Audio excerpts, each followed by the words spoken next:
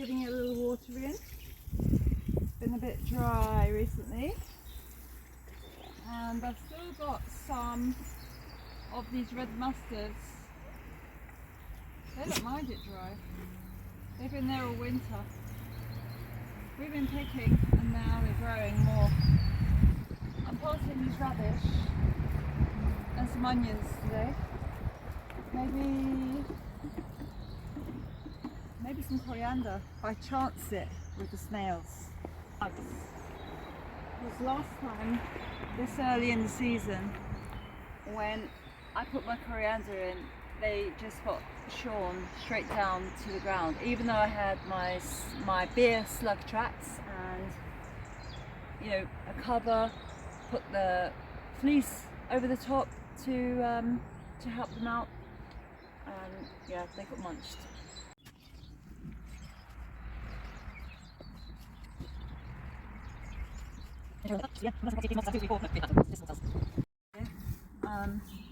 Under a bit of protection with the plastic covering, so here we go. I mean, it has all had a lovely dose of compost over the winter, and as you can see, more mustards, which are really very mild. This red frills is really very mild, and it grows so well now, got more of it than anything. I'm going to pop my coriander in here. I'm going to chance it. I think this border, do you ever think that sometimes like slugs just live in one part of your garden more than others, or some beds are just more susceptible to having like slug and snail damage? Because that's how I feel.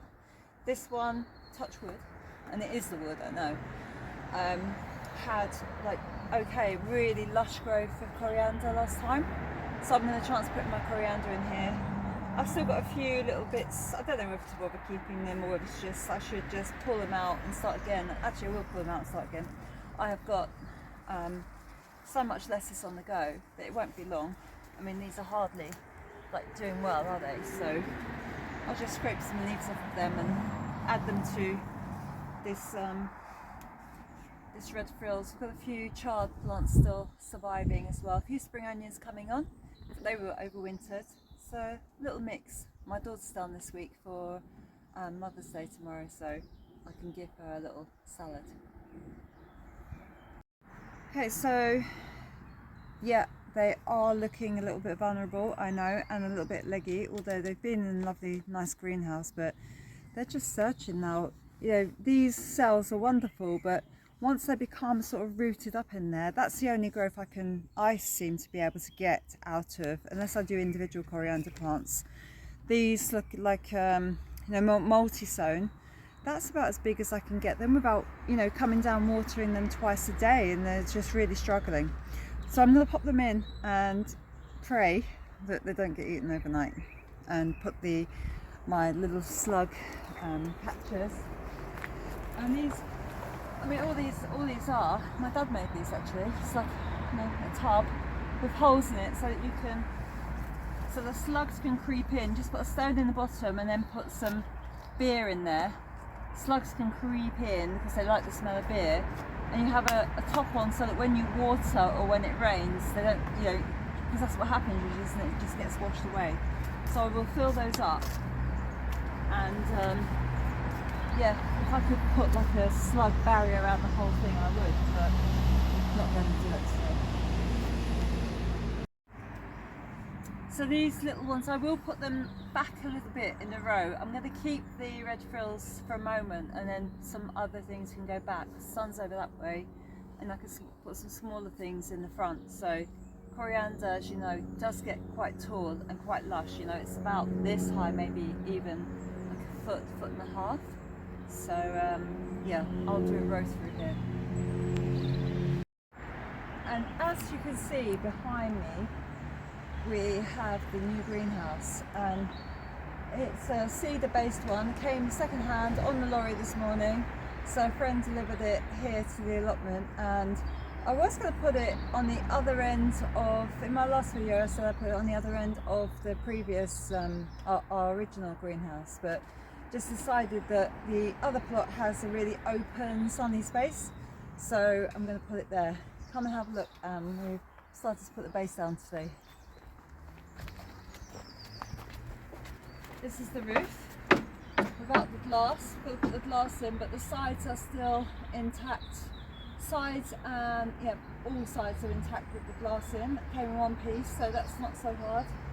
And 2 pieces of the base, the sleepers from the base had actually survived from where it was before, but we had to go and buy 2 other sleepers. So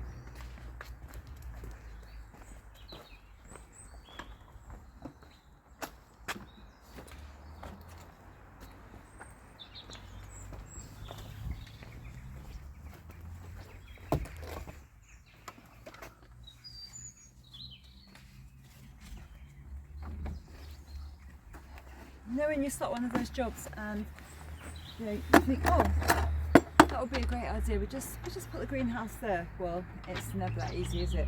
And we had to actually move my 2 compost bays, which sort of fell apart. So we had to divide that up, and that's going to have to go somewhere else. Probably have one here as you come in through the door. So there'll be a pathway here, front to the door. This is the base that we put down. So it wasn't even, so I've had to dig it out and cut the sleepers, which was like quite a job. But yeah, this will be like the base, and it will be sat in the middle of that base there. So when you come in straight into the greenhouse, really open, sunny site, and everything else will just have to be rebuilt after we've kind of finished sort of sorting that out. So yeah, I was like, come on Dad, chop, let's go, it's growing season, I've got a whole greenhouse full of stuff to go in here.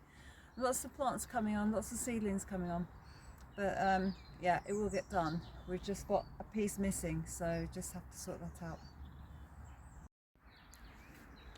So I'm just going to have a little rake around here. This was all composted like last November, October, November time. It's actually quite, Ben, don't dig please, I'm just trying to rake it, smooth it out. What I've decided to do this time is to use this for spring cabbage and cauliflower, but I'm going to plant a row of onions because it's wide enough to, I think, to sustain that, although the onions might get a bit shrouded by the big leaves, but they're spring cabbages, so hopefully not too bad. Because I just don't really want to take up a whole border with just onions, so I'm going to put a row of onions through the middle here and a row through the next border too, because I've got excuse me, no, some last year's straw, but that'll be fine. And then we'll sort out how the rest of the cover is going to go over, because I've got some new hoops. Put the cover on the new hoops over when I plant the cabbages. So the cabbages and cauliflower are still quite small, so they'll grow in at a later date, but the onions are really like, let's go. It's warm enough. It's 14 degrees today. It's a lovely, it's kind of spring-like day, and there's rain forecast for tomorrow, so perfect. So these Ailsa Craig have done the best. They're the best germination, multi-sown seed. I'll give them a bit of water, and I'm actually going to just pop them in like this. I want to grow quite a few onions. Last year they did really well as multi-sown in these cells, and these cells are a little bit larger than last time. Not so easy to get out of these ones. I have to go around the outside with a bit of a knife, but we're just going to make a hole with the dibber and pop these through the centre of that bed.